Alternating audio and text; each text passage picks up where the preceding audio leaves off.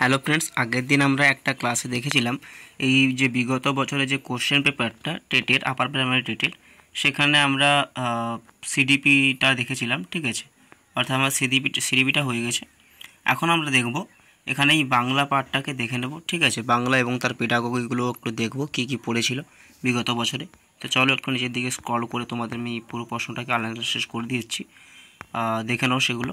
দেখো, এটা হচ্ছে তোমাদের বাংলা পার্ট। ঠিক আছে, এখানে দেখো এই যে গদ্যাংশ একটা দেওয়া আছে। ঠিক আছে, এই একটা গদ্যাংশ দেওয়া আছে। গদ্যাংশ দেওয়ার পরে তোমাদের কি বলছে, নিচে কয়েকটা প্রশ্ন দেওয়া আছে। এই নিচে কয়েকটা প্রশ্ন, অর্থাৎ 7টা গদ্যাংশ থেকে 7টা প্রশ্ন দেওয়া আছে এবং সেখানে কীরকম প্রশ্ন এসছে দেখো। যদিও গদ্যাংশটা পড়ার পরে এটা উত্তরটা করলে ভালো হয়, তাও তোমরা দেখো না। এখানে যে শব্দের অর্থ জানতে চাইছে, প্রবাদ শব্দের অর্থ। ঠিক আছে, এরকম করে জানতে চাওয়া হয়েছে। এবং বিজ্ঞানের একনিষ্ঠ সেবক, এটা হচ্ছে টেক্সচুয়াল প্রশ্ন। ঠিক আছে, তারপরে বিজ্ঞানের প্রকৃতিতত্ত্ব বিশ্লেষণ করুন। ঠিক আছে, এটাও একটা মানে এই যে এটা শুধুমাত্র যে এই গদ্যাংশ থেকে হবে তা নয়, এটা গ্রামার পোর্শন থেকে দিয়েছে। এবং অসহিষ্ণু কী সমাস এইরকম দিয়েছে, কর্মধারয় সমাস বা নং তৎপর সমাস। ঠিক আছে, এইরকম করে দিয়েছে। এবং আরও ওই যে দেখো, যথাসাধ্য শব্দটি এটা কোন সমাসের মধ্যে পড়ছে। ঠিক আছে, এইরকম করে দেওয়া আছে। বা পরিহার পদান্তর করলে কি হয়, টেক্সট মানে গদ্যাংশ দিয়ে এইরকম করেছে। ঠিক আছে, এবং তারপরে দেখো এই পদ্যাংশ দেওয়া আছে এখানটায়, এই পদ্যাংশ একটা দেওয়া আছে। এই পদ্যাংশ দেওয়ার পরে তোমাদের এখানেও চোখের সাথে কাজ, মানে এইরকম করে কয়েকটা প্রশ্ন দেওয়া আছে। কান্না এটা গ্রামারটিক প্রশ্ন দিয়েছে। ঠিক আছে, এটা গ্রামারটিক প্রশ্ন দিয়েছে। এবং তারপরে দেখো এখানে আচ্ছা, এখানে এটাও গ্রামার প্রশ্ন। ঠিক আছে, আর এটা হচ্ছে টেক্সচুয়াল প্রশ্ন। তো পদ্যাংশ তুলুক আর গদ্যাংশ তুলুক, যাই তুলুক না কেন, দুটো তিনটে করে মোটামুটি গ্রামারটিক কোশ্চেন দেবে। ঠিক আছে, তারপরে যেটা আছে, আচ্ছা আমরা যদি পার্ট বি, এইখানে পার্ট বি যে লেখা আছে, পার্ট বিটা মানে হচ্ছে পেডাগোগি। ঠিক আছে, তো এইটা আজকে দেখো। এবং এইটা দেখার পরে সিডিপির আগে আমরা কতটা করেছিলাম, 20টা মতো কোশ্চেন করেছিলাম। তো সিডিপির যে বাকি 20টা বাকি 10টা আছে, সেই 10টা একটু পরে আলোচনা করছি। এখন এটা দেখে নাও। তো এখানে দেখো কি বলেছে, পরীক্ষামূলক 1 সেকেন্ড, এখানে কি বলেছে দেখো, পরীক্ষামূলক কি বলেছে, পরীক্ষা মূল্যায়নের উদ্দেশ্য হলো। ঠিক আছে, পরীক্ষা মূল্যায়নের উদ্দেশ্য হলো, এখানে অপশানগুলো দেখো কি দেওয়া আছে। অপশানগুলো বলছে শিক্ষার্থীর ভুলগুলি চিহ্নিত করা। অপশান বি দেওয়া আছে শিক্ষার্থী পরবর্তী শ্রেণীতে উত্তীর্ণ হতে পারবে কিনা তা ঠিক করা। এবং সিতে দেখো শিক্ষার্থী জ্ঞানের ও দক্ষতার পরিমাপ করা। এবং ডি দেখো কি দেওয়া আছে, শিক্ষার্থীর বিদ্যা অর্জনে কোনো ফাঁক বা গ্যাপ থাকছে কিনা তা পূর্ণ করার জন্য কেমন পদক্ষেপ নেওয়া যায় তা সমীক্ষণ করা, মানে সমীক্ষা করা, অর্থাৎ একটা মূল্যায়ন করা। তাহলে কোনটা হবে বলো? এখানে বলেছে পরীক্ষা মূল্যায়নে, অর্থাৎ অ্যাসেসমেন্টের উদ্দেশ্য কী, অ্যাসেসমেন্ট পরীক্ষাটা কখন হয় সেটা আমার দেখতে হবে। কখন হয় না, বিদ্যা অর্জনের ফাঁকে ফাঁকে হয়, তাই তো। তাহলে আমরা অপশন নম্বর ডিটা হচ্ছে রাইট অ্যান্সার, এটা ধরে নিতে পারি। ঠিক আছে, কারণ আমরা জানি অ্যাসেসমেন্ট পরীক্ষা কখন হয়, যে পরীক্ষা চলাকালীন, মানে পড়াশোনা চলাকালীন হয়, এটা তো ফাইনাল নয়। ঠিক আছে, তো তারপরে দেখো কি রয়েছে, তারপরে আমরা দেখে নেব তারপরে কোশ্চেনটা কি রয়েছে। এখানে দেখো কি বলেছে, ভাষা শিক্ষণের কি বলেছে, ভাষা শিক্ষণ সহায়ক উপকরণগুলির প্রকৃত দায়িত্ব হলো। এখানে এতে দেখো কম সময়ে অধিক জ্ঞান দান করা। বিতে দেওয়া আছে শিক্ষকদের পরিশ্রম লাঘব করা। সিতে দেওয়া আছে বিষয়বস্তুর কঠিন জায়গাগুলি সরল ও স্পষ্ট করা। ডিতে দেওয়া আছে ছাত্রছাত্রীদের পাঠে মনোযোগী করা। তাহলে এখানে প্রশ্নটা দেখো, ভাষা শিক্ষণ সহায়ক উপকরণগুলির প্রকৃত দায়িত্ব, ভাষা শিক্ষণ সহায়ক উপকরণগুলির প্রকৃত দায়িত্ব কি? কম সময়ে অধিক জ্ঞান দান করা? না, এটা হবে না। শিক্ষকদের পরিশ্রম লাঘব করা? এটা নয়। বিষয়বস্তু কঠিন জায়গাগুলি সরল ও স্পষ্ট করা? এটা হতে পারে। এবং শিক্ষার্থীর ছাত্রদের পাঠে মনোযোগী করা? হ্যাঁ, এটাও হয় মনোযোগী করা, তবে সেটা হচ্ছে যখন টিএলএম বা কোনো কিছু ব্যবহার করা হয় তখন সেখানে হয়। কিন্তু এই ভাষা শিক্ষণ সহায়ক অপশান নম্বর সি হচ্ছে রাইট অ্যান্সার, অর্থাৎ বিষয়বস্তুর কঠিন জায়গাগুলি সরল ও স্পষ্ট করা। ঠিক আছে, এটাই হচ্ছে রাইট অ্যান্সার। তারপরে দেখো কি বলেছে, শিশুদের শুদ্ধ ভাষা শেখানোর জন্য শিক্ষক কিসের উপর জোর দেবেন? শিশুদের শুদ্ধ ভাষা শেখানোর জন্য শিক্ষক কিসের উপর জোর দেবেন? অপশানগুলো যদি আমরা দেখি কি দেওয়া আছে, কানে শোনার অভ্যাস গঠন করা, অপশান বিতে দেওয়া আছে স্পষ্ট উচ্চারণের অভ্যাস গঠন করা। তারপরে দেওয়া আছে দেখো 1 সেকেন্ড, তারপরে দেওয়া আছে দেখো কি বলেছে, ওপরের দুইটি কোনোটি নয়। মানে শিশুদের শুদ্ধ ভাষা শেখানোর জন্য শিক্ষক কিসের উপর জোর দেবেন? কানে শোনার অভ্যাস গঠন করা, এটাও হতে পারে, এবং স্পষ্ট উচ্চারণের অভ্যাস গঠন করা, এটাও হতে পারে। তাহলে ওপরের দুটি সঠিক। ঠিক আছে, অপশান নাম্বার সি হচ্ছে রাইট অ্যান্সার। তারপর দেখো কি রয়েছে, বানান শিক্ষার ক্ষেত্রে উল্লেখযোগ্য শিক্ষামূলক প্রদীপন। কি বলেছে? বানান শিক্ষার ক্ষেত্রে উল্লেখযোগ্য শিক্ষামূলক প্রদীপন হলো, এখানে অপশান নাম্বার এতে দেওয়া আছে পাঠ্যপুস্তক, অপশান নাম্বার বিতে দেওয়া আছে সংবাদপত্র ও গল্পের বই, অপশান সিতে দেওয়া আছে চার্ট, এবং ডিতে দেওয়া আছে এগুলি সব কয়টি। তাহলে কি বলছে যে বানান শিক্ষার ক্ষেত্রে উল্লেখযোগ্য শিক্ষামূলক প্রদীপন হলো, কোনটা হবে বলো? কোশ্চেনটা পড়ো ভালো করে, দিয়ে বলো কোনটা হবে। অর্থাৎ বানান শিক্ষার ক্ষেত্রে উল্লেখযোগ্য শিক্ষামূলক প্রদীপন, অর্থাৎ শিক্ষা ম্যাটেরিয়ালগুলো কী কী দরকার? পাঠ্যপুস্তক দরকার বানান সঠিক শিক্ষার ক্ষেত্রে, চার্টও দরকার, সংবাদপত্র ও গল্পের বইও দরকার, সব কয়টি দরকার। তাহলে এগুলির মধ্যে সব কয়টি, অর্থাৎ ডিটা হচ্ছে রাইট অ্যান্সার। ঠিক আছে, তারপরে দেখো কি রয়েছে 50 নম্বর কোশ্চেন। ঠিক আছে, ভাষা শিক্ষার ক্ষেত্রে লিঙ্গাফোন পদ্ধতি হলো, কি দেওয়া আছে? ভাষা শিক্ষার ক্ষেত্রে লিঙ্গাফোন পদ্ধতি হলো, এখানে দেখো কি বলেছে, অপশন নাম্বার এতে বলেছে বিভিন্ন বর্ণ ও শব্দের বিশুদ্ধ উচ্চারণ রেকর্ড করে রাখা। অপশান বিতে দেওয়া আছে অতি পরিচিত কয়েকটি শব্দ বেছে নিয়ে সেগুলির উচ্চারণ ও বানান শিক্ষা দেওয়া। এবং সিতে দেওয়া আছে দেখো শিশুর পরিচিতি শব্দ নিয়ে ছোট ছোট বাক্য লিখে দেওয়া। এবং ডিতে দেওয়া আছে নানা রকম শব্দ ও ছবির মাধ্যমে ভাষা শিক্ষা দান। তাহলে কি বলছে? ভাষা শিক্ষার ক্ষেত্রে লিঙ্গাফোন পদ্ধতি, ভাষা শিক্ষার ক্ষেত্রে লিঙ্গাফোন পদ্ধতি কোনটা হবে? বিভিন্ন বর্ণ ও শব্দের বিশুদ্ধ উচ্চারণ রেকর্ড করে রাখা। অপশান বিতে দেওয়া আছে অতি পরিচিত কয়েকটি শব্দ বেছে নিয়ে সেগুলির উচ্চারণ ও বানান শিক্ষা দেওয়া। এটা তো মোটেও নয়, অপশান বি কোনোদিনও হবে না। ঠিক আছে, তাহলে শিশুর পরিচিত শব্দ নিয়ে ছোট ছোট বাক্য লিখে দেওয়া, নানা রকম শব্দ ও ছবির মাধ্যমে ভাষা শিক্ষা দান। তাহলে বিভিন্ন বর্ণ শব্দের উচ্চারণ রেকর্ড করে রাখা, এটাই হবে। তাহলেই তো ভাষা শিক্ষার লিঙ্গাফোন পদ্ধতি। অর্থাৎ লিঙ্গাফোন পদ্ধতিটা জানতে হবে তোমাকে প্রথমে, তারপর ভাষা শিক্ষা মানে কি? একটা ছাত্রের মাথায় যে সমস্ত ভাষার একটা জ্ঞান ভাণ্ডার তৈরি করা। ঠিক আছে, তাহলে অপশান নাম্বার এ হচ্ছে রাইট অ্যান্সার। তারপর দেখো কি বলেছে, এখানে বলেছে 51 দাগের প্রশ্ন দেখো, শিক্ষক রূপে আপনি বানান ভুল প্রতিকার করবেন কি করে? একজন শিক্ষার্থীর বানান ভুল হচ্ছে, সেগুলোকে আটকাবেন কি করে? অপশান এতে দেওয়া আছে শিক্ষক ব্ল্যাকবোর্ডে বড় বড় ও স্পষ্ট করে সঠিক বানান লিখবেন ও উচ্চারণ শেখাবেন। শিক্ষক ব্ল্যাকবোর্ডে বড় বড় ও স্পষ্ট করে সঠিক বানান লিখবেন ও উচ্চারণ শেখাবেন। অপশান বিতে দেওয়া আছে যুক্তাক্ষর গঠন ও উচ্চারণ বিষয়ে ছাত্রকে অবহিত করা। অপশান সিতে দেওয়া আছে শিক্ষার্থীকে বানান সম্পর্কে মনোযোগী ও আগ্রহী করে তুলে বারবার অনুশীলন করতে বলবেন। এবং অপশান ডি দেওয়া আছে উপরের সব কয়টি। তাহলে দেখো শিক্ষক রূপে আপনি বানান ভুল প্রতিকার কীভাবে করবেন? দেখো ব্ল্যাকবোর্ডে বড় বড় স্পষ্ট করে বানান লিখবেন এবং উচ্চারণ শেখাবেন, এটি করলে কি প্রতিকার হবে? নাকি যুক্তাক্ষর গঠন ও উচ্চারণ বিষয়ে ছাত্রকে অবহিত করা, নাকি শিক্ষার্থীকে বানান সম্পর্কে মনোযোগী ও আগ্রহী করে তুলে বারবার অনুশীলন করতে বলবেন? তাহলে কোনটা হবে বলো কোনটা হবে? অর্থাৎ সব কয়টি হবে প্রায়। ঠিক আছে, একটা শিক্ষার্থী যে এই প্রথমে ধরো লেখা আছে এটা ব্ল্যাকবোর্ডে স্পষ্ট করে, এটাতেও একটা বানান ভুল প্রতিকার হয়। যুক্তাক্ষর গঠন, এখানেও যুক্তাক্ষর যাদের ভুল হয় সেক্ষেত্রেও যুক্তাক্ষর বিষয়টাকে তুলে ধরা বা উচ্চারণ করা বা গঠন সম্পর্কে ছাত্রকে জানানো। এবং শিক্ষার্থীকে বানান সম্পর্কে মনোযোগী ও আগ্রহী করে তুলে বারবার অনুসরণ করতে বলবেন। হ্যাঁ, সব কয়টি কাজ করলে বানান ভুলের প্রতিকার হবে।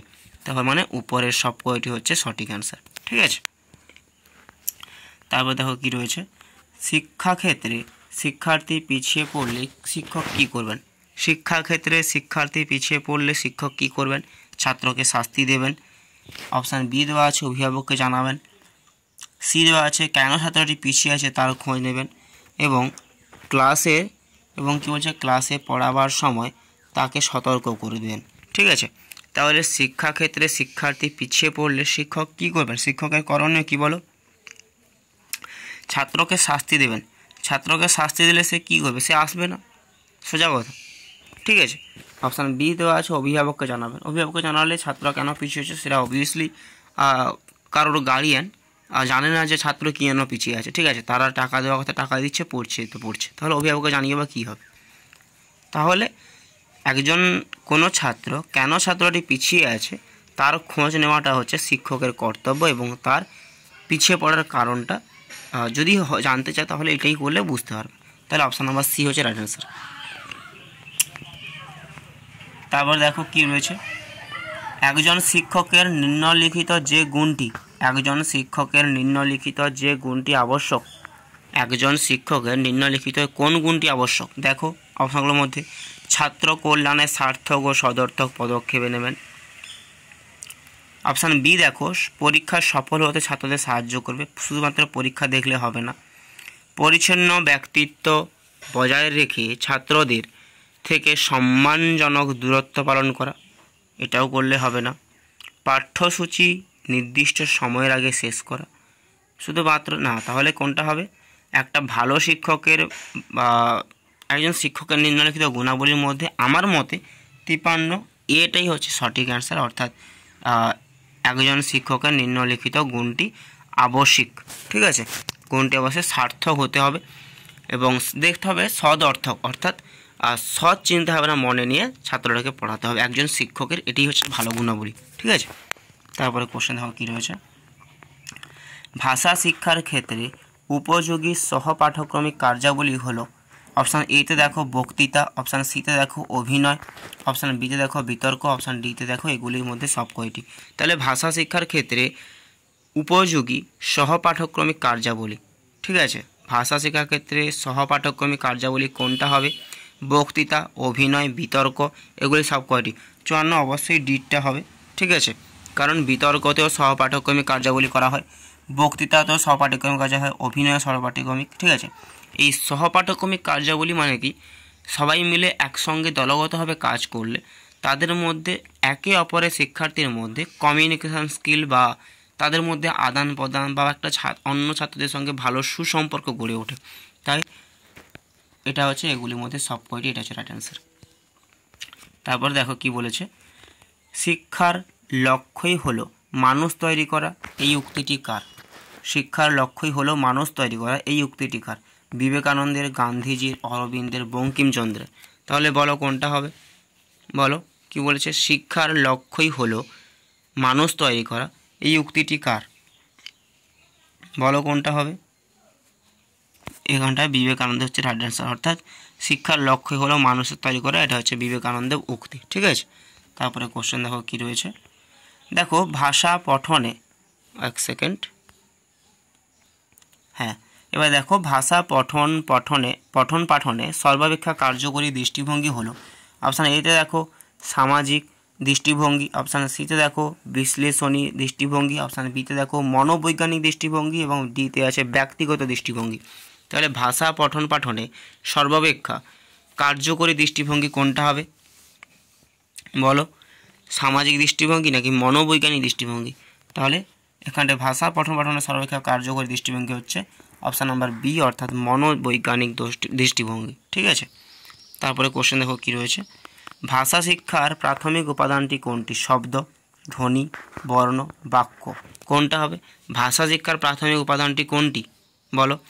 মানে সর্বপ্রথম যে উপাদানটা লাগে সর্বনিম্ন, সেটা কোনটা বলো? ধ্বনি। ঠিক আছে, শব্দ অনেকে বলবে শব্দ, কিন্তু শব্দ এখানটায় নয়, ভাষা শিক্ষার প্রাথমিক উপাদানটা হচ্ছে ধ্বনি। ঠিক আছে, অপশান নাম্বার সিটা হচ্ছে রাইট অ্যান্সার, এটা হচ্ছে ধ্বনিটাই হচ্ছে প্রাথমিক উপাদান প্রয়োজন। ঠিক আছে, তারপরে দেখো কি বলেছে, ব্যাকরণ শিক্ষাদানের সমস্যা হলো আপাতত সারল্য, সি দেখো ব্যাকরণের বাস্তব উপযোগিতা সীমাবদ্ধতা, অপশান বি দেওয়া আছে ব্যাকরণের সূত্রাদির জটিলতা, অপশান ডি দেওয়া আছে ব্যাকরণ সচেতনতা ও সংবেদনশীলতা। তাহলে ব্যাকরণ শিক্ষাদানের সমস্যা কোনটা বলো? ব্যাকরণ শিক্ষাদানের সমস্যা কোনটা? সমস্যা হচ্ছে ব্যাকরণের সূত্রাদি জটিলতা। ব্যাকরণের যে সূত্র রয়েছে তার একটা জটিলতাই হচ্ছে শিক্ষাদানের সমস্যা। ঠিক আছে, এটাই হচ্ছে রাইট অ্যান্সার। তারপর দেখো কি বলেছে, এক সেকেন্ড। আচ্ছা, তারপর দেখো এখানটায় কি বলেছে, শ্রেণীকক্ষে শিক্ষার্থীদের ভাষা বৈষম্য দূর করতে শিক্ষক যা করবেন তা হলো, অপশান এতে দেওয়া আছে বিভিন্ন অঞ্চলের ছাত্রদের জন্য আলাদা পাঠ দেবেন। প্রশ্নটাকে ভালো করে বোঝার চেষ্টা করো। শ্রেণীকক্ষে শিক্ষার্থীদের ভাষা বৈষম্য দূর করতে শিক্ষক যা করবেন, মানে ভাষা বৈষম্য বলতে ভাষা, যে ধরুন আমি বাংলা ভাষী, কেউ ধরুন হিন্দি, এই ভাষা বৈষম্যটা দূর করবে, অর্থাৎ তাদের মধ্যে দূর হবে। ঠিক আছে, তো বিভিন্ন অঞ্চলে ছাত্রদের জন্য আলাদা পাঠ দেবেন এবং শিক্ষক নিজে বিভিন্ন আঞ্চলিক ভাষা শিখে ছাত্রদের শেখাবেন এবং বিদ্যালয়ে ভিন্ন ভিন্ন অঞ্চলের ছাত্র ভর্তি করবেন এবং শিক্ষক আঞ্চলিকতার সীমা অতিক্রম করে আদর্শ মান্য চলিত ভাষায় সকল ছাত্রকে একইভাবে পাঠদান করবেন। তাহলে কোনটা হবে বলো কোনটা হবে? দেখো, বিভিন্ন অঞ্চলের ছাত্রদের আলাদাভাবে পাঠ করবেন, এটা কোনো মতে হতে পারে না। এবং শিক্ষক নিজে বিভিন্ন আঞ্চলিক ভাষা শিখে ছাত্রদের শেখাবেন, এটাও হবে না। অপশান ডি হচ্ছে, দেখো এখানে শিক্ষক আঞ্চলিক সীমা অতিক্রম করবে, আদর্শ মান্য চলিত ভাষায় সকল ছাত্রকে একইভাবে পাঠদান করবেন। অর্থাৎ একজন শিক্ষকের কর্তব্য সকল ছাত্রকে নিয়ে চলা। ঠিক আছে, সেটা তার চলিত ভাষা, যেই ভাষাটা বললে সবাই বুঝতে পারে সেই রকমভাবে তিনি পড়াবেন সেই ভাষায়। ঠিক আছে, চলো তারপরে কোশ্চেন দেখো কি বলেছে। এখানে দেখো কি বলেছে, ক্লাসে কোনো ছাত্রের কোনো প্রশ্নের উত্তর শিক্ষকের না জানা থাকলে শিক্ষক কি করবেন? ছাত্রটিকে অন্য প্রশ্ন জিজ্ঞাসা করতে বলবেন, ছাত্রটিকে বলবেন যে প্রশ্নের উত্তর দেখে পরে ভেবে বলবেন, এটা হবে না। ছাত্রটির প্রশ্ন সুকৌশলে এড়িয়ে অন্য প্রসঙ্গে আলোচনা করবেন, প্রশ্নটির সুকৌশল, এটা হবে না। ছাত্রটিকে এই ধরনের প্রশ্ন জিজ্ঞাসা করার জন্য তিরস্কার করবেন, তাহলে কী হবে?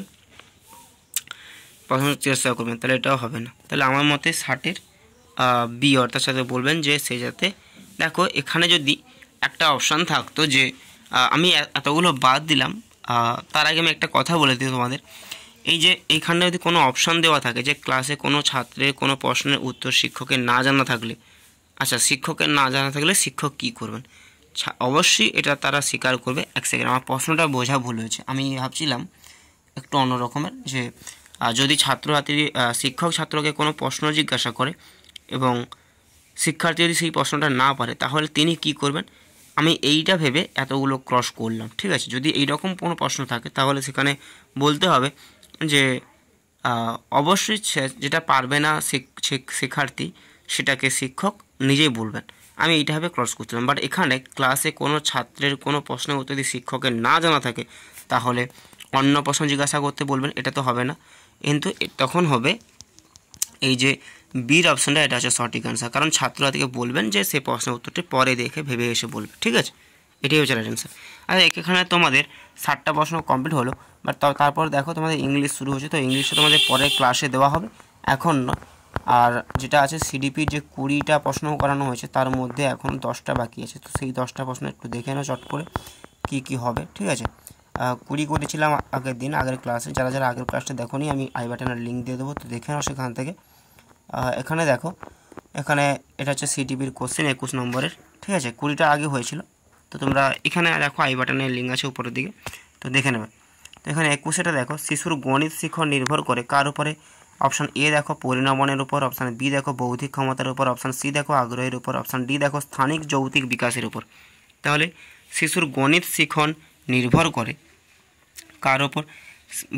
ভেবে বলো ভালো করে, যে শিশুর গণিত শিক্ষণ নির্ভর করে কার ওপর? বলো, স্থানিক যৌক্তিক বিকাশের উপর। ঠিক আছে, অর্থাৎ অপশান নাম্বার ডি হচ্ছে রাইট অ্যান্সার। তারপর দেখো 22 নম্বর কী বলেছে, কোনটি সৃজনশীলতার সঙ্গে সম্পর্কিত নয়? দ্রুত চিন্তা করতে পারা এটা সৃজনশীলতার সঙ্গে সম্পর্কিত, অসম্ভব বিষয়ের সঙ্গে সম্পর্ক স্থাপন করা, একটানা পরিশ্রম করা, বিচিত্র উপায়ে সমস্যার সমাধান করা, এটা একটা সৃজনশীলতার বৈশিষ্ট্য। তাহলে অসম্ভব বিষয়ের মধ্যে সম্পর্ক লক্ষ্য করা, কোনটা হবে বলো 22-এর একটানা পরিশ্রম করা, অর্থাৎ না বুঝে একটা বাচ্চার মধ্যে যদি সৃজনশীলতা করার সম্পর্ক নেই, মানে শক্তি নেই, চিন্তাশীল বস্তু নেই, তাহলে সে একটানা পরিশ্রম করেও কিছু লাভ করতে পারে না, অর্থাৎ অপশান নাম্বার সি হচ্ছে রাইট অ্যান্সার। তারপর দেখো কি বলেছে, 23-এ বলছে শিক্ষার্থী শিক্ষণের জন্য কতটা প্রস্তুত তা কিভাবে বোঝা যায়। শিক্ষার্থী শিক্ষণের জন্য কতটা প্রস্তুত, একজন শিক্ষার্থী শিক্ষণের জন্য কতটা প্রস্তুত তা স্বতঃস্ফূর্ত আগ্রহ, শিক্ষকের প্রশ্নের সঠিক উত্তর দান, এটা বাদ যাবে, শিক্ষককে নোট দিতে অনুরোধ করা বাদ যাবে, গৃহকৃত্য নিয়মিত করা মানে বাড়ি কাজ, তাহলে স্বতঃস্ফূর্ত আগ্রহ। শিক্ষার্থী শিক্ষণের তাহলে কি হবে, শিক্ষার্থী শিক্ষণের জন্য কতটা প্রস্তুত তা কীভাবে বোঝা যায়, স্বতঃস্ফূর্ত আগ্রহ, অর্থাৎ অপশান নাম্বার এ হচ্ছে রাইট অ্যান্সার। একজন শিক্ষার্থী স্বতঃস্ফূর্ত আগ্রহ কতটা সেটা দেখলেই বুঝতে পারা যাবে যে শিক্ষার্থী কতটা প্রস্তুত। ঠিক আছে, ধরো সাপোজ তোমরা আমার যে ভিডিওটা দেখছো এখন, ঠিক আছে, তুমি যে আগ্রহটা নিয়ে ভিডিওটা দেখছো, মানে যদি এখানে ভিডিওটা ভালো ভিউ আস, তখন সেক্ষেত্রে বলবে না তোমাদের আগ্রহ আছে এটা নিয়ে, তাই তো, বা তুমি এটার জন্য তৈরি বা প্রিপেয়ার, এইরকম। চলো তারপরে কোশ্চেন দেখো, 24-এর বলছে পরীক্ষার খাতায় অধিকাংশ শিক্ষার্থী একটি প্রশ্নের উত্তর ভুল লিখে একটি প্রশ্নের ভুল উত্তর লিখেছে। পরীক্ষার খাতায় অধিকাংশ শিক্ষার্থী একটি প্রশ্নের উত্তর ভুল, সম্ভাব্য কারণ কি হতে পারে। তারা ক্লাসে মনোযোগ দেয়নি, বাড়িতে বিষয়টি পড়েনি, প্রশ্নের ভাষা সঠিক হয়নি, শিক্ষক বলেনি যে বিষয়টি গুরুত্বপূর্ণ। দেখো এটা কোনো কথা নয় যে শিক্ষক বলেনি পরীক্ষার খাতায় ভুল উত্তর লিখছে মানে তারা ক্লাসে মনোযোগ নেই, বাড়িতে বিষয়টি পড়েনি, প্রশ্নের ভাষা ঠিক হয়নি। অধিকাংশ ছেলে ভুল লিখছে মানে এটা হচ্ছে প্রশ্নের ভাষা ঠিক হয়নি, অপশান নাম্বার সি হচ্ছে রাইট অ্যান্সার। ঠিক আছে, কারণ অধিকাংশ ছেলে, মানলাম আমি প্রথমে সবসময় বাদ দিছি, কারণ ক্লাসে সবাইকে মনোযোগ দেয়নি, কেউ কেউ তো মনোযোগ দিয়ে, তো সেও তো লিখতে পারত। অধিকাংশ বিষয়টি পড়েনি বাড়িতে, আরে কেউ না কেউ তো পড়তে পারত, তাহলে প্রশ্নের ভাষা ঠিক হয়নি, এটাই হচ্ছে কারণ। প্রশ্নের ভাষা সবার জন্যই কঠিন। ঠিক আছে, তারপর দেখো 25-এ কী বলছে, প্রথম প্রজন্মের শিক্ষার্থীরা কখনো কখনো ক্লাসে অমনোযোগী হতে পারে, কারণ বাড়িতে কেউ সাহায্য করার কেউ নেই, বাড়িতে অনেক কাজ করতে হয়, পড়াশোনার চেষ্টা নেই, শিক্ষকের ভাষা বুঝতে অসুবিধা হয়। তাহলে প্রথম প্রজন্মের শিক্ষার্থীরা কখনো কখনো ক্লাসে অমনোযোগী হয়, প্রথম প্রজন্মের শিক্ষার্থীরা কখনো কখনো ক্লাসে অমনোযোগী হতে পারে, কারণ বাড়িতে কেউ সাহায্য করার নেই, বাড়িতে অনেক কাজ করতে হয় এবং পড়াশোনার চেষ্টা নেই, শিক্ষকের ভাষা বুঝতে অসুবিধা হয়। কোনটা হবে বলো, 25-এর ডি, অর্থাৎ শিক্ষকের ভাষা বুঝতে অসুবিধা হয়। ঠিক আছে, তারপর দেখো কি বলেছে, শিশু কেন্দ্রিক শিক্ষার জনক কাকে বলা হয়, বলো এটা জানা দরকার তোমাদের। শিশু কেন্দ্রিক শিক্ষার জনক কাকে বলা হয়, বিজ্ঞানী রুসো। ঠিক আছে, অর্থাৎ অপশন নাম্বার ডি হচ্ছে রাইট অ্যান্সার। তারপর দেখো কি বলছে, বুদ্ধির উপাদান বিশ্লেষণ প্রথম কে ব্যবহার করেন বা প্রথম কে করেন, বলো কি বলছে এখানে, বুদ্ধি বিকাশের বুদ্ধির উপাদান বিশ্লেষণের প্রথম অবর্তন করেন কে, ডি অর্থাৎ স্পিয়ারম্যান। ঠিক আছে, এটা হচ্ছে রাইট অ্যান্সার। বুদ্ধির উপাদান বিশ্লেষণের প্রথম কে করেন, স্পিয়ারম্যান। ঠিক আছে, তারপর দেখো সাহিত্য পাঠ শিশুর পক্ষে প্রয়োজনীয়, কারণ শিশুর অপশান নম্বর এ দেওয়া আছে জ্ঞান বৃদ্ধি হয়, অপশান বি দেওয়া আছে কল্পনা বিকশিত হয়, অপশান সি দেওয়া আছে কঠিন শব্দ আয়ত্ত হয়, অপশান ডি দেওয়া আছে চরিত্র গঠন হয়। তাহলে সাহিত্য পাঠ শিশুর পক্ষে প্রয়োজনীয় কারণ শিশুর জ্ঞান বৃদ্ধি হয় বলে, নাকি কল্পনা বিকশিত হয় বলে, নাকি কঠিন শব্দ আয়ত্ত হয়, নাকি চরিত্র গঠন হয়, কোনটা বলো। তাহলে 28-এর ডি চরিত্র গঠন হয়, অর্থাৎ অপশান ডি রাইট অ্যান্সার। তারপর দেখো কি বলেছে, শিশুদের মধ্যে ব্যক্তি বৈষম্য দেখা দেয় কিসের কারণে, শুধু বংশগতির কারণে, তারপর দেখো শুধু পরিবেশের কারণে, বড় হওয়ার কারণে, প্রথম দুইয়ের সমন্বয়। তাহলে শিশুদের মধ্যে ব্যক্তি বৈষম্য দেখা দেয় কিসের কারণে, বলো শিশুদের মধ্যে ব্যক্তি বৈষম্য দেখা দেয় কিসের কারণে, বলো। এখানে দেখো প্রথম দুইয়ের সমন্বয়, অর্থাৎ শুধু বংশগতির কারণে, শুধু পরিবেশের কারণে, মানে বংশগতি ও পরিবেশ দুটোর কারণে হয়, তাই অপশান নাম্বার ডি হচ্ছে রাইট অ্যান্সার। ঠিক আছে, অপশান নাম্বার ডি হচ্ছে রাইট অ্যান্সার। তারপর দেখো কি বলেছে, বারবার একই বানান ভুল করার সম্ভাব্য কারণ কি হতে পারে? শিক্ষণ অক্ষমতা, দৃষ্টির ক্ষীণতা, ভুল করার প্রবণতা, কম বুদ্ধি। অপশান নাম্বার সি হচ্ছে রাইট অ্যান্সার, তাই তো না কি বলছো? তাহলে বারবার ভুল করা, এটা তোমরা কমেন্ট সেকশনে কমেন্ট করবে। বারবার একই বানান ভুল করার প্রবণতা কোনটা, মানে ভুল করার সম্ভাবনা কারণ কি হতে পারে, এটা তোমরা কমেন্ট সেকশনে বলবে 30 নম্বর কোশ্চেনটা, ঠিক আছে? এটা তোমরা কমেন্ট সেকশনে কমেন্ট করো। দেখো এরপরে এখন তোমাদের সিটিপির যে 15টা মানে বাকি যে 10টা প্রশ্ন ছিল সেটা হয়ে গেল, এবং এই ক্লাসে আমরা জানলাম বাংলা পেডাগোগি ও সিডিপির আগের ক্লাসের বাকি থাকা 10টা প্রশ্ন, ঠিক আছে? তো আগে ভিডিও যারা যারা দেখোনি তারা আই বাটনের লিঙ্ক দেওয়া আছে বা ভিডিও ডেসক্রিপশন বক্সে লিঙ্ক দিয়ে দেবো, তোমরা গিয়ে চেক আউট করতে পারো। এবং পরের যে ইংলিশ বলো বা সোশ্যাল সায়েন্স বলো সব কিছু আসছে। তো চ্যানেলটি যারা যারা নতুন চ্যানেলটি সাবস্ক্রাইব করে দেবেন, এবং ধন্যবাদ। দেখা হচ্ছে পরে কোনো ভিডিওতে। ততক্ষণ সুস্থ থাকুন, ভালো থাকুন।